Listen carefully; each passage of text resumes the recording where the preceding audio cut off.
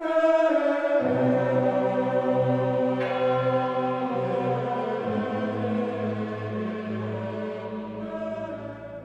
powerful silence of the crowd gathered around Miryana is always an unforgettable experience at the time of the apparition and afterwards. The faithful understand that Our Lady is present with them here on earth, and they enter the quietness of their own hearts to experience the special graces that arrive with Our Lady. Not even in our churches today can you hear such silence. On October 2, 2010, after the apparition, Mirjana was overcome with emotion when Our Lady left and returned to heaven. The visionary had to take a few moments to recollect herself before sharing Our Lady's words with those gathered. Mirjana said, "Please pray for unbelievers every day. They know not what awaits them. The only thing that I would want to tell you is to be converted. Make that known to all my children as quickly as possible. No pain, no suffering is too great for me in order to save you.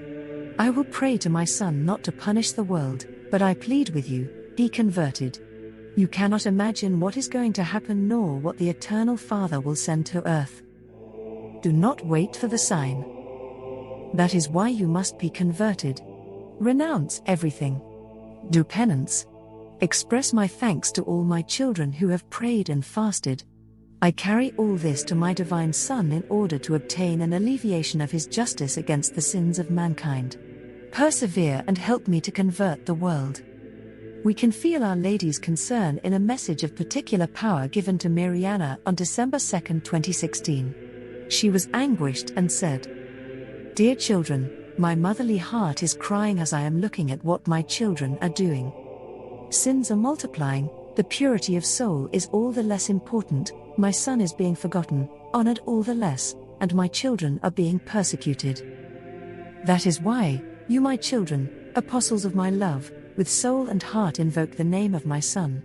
He will have the words of light for you.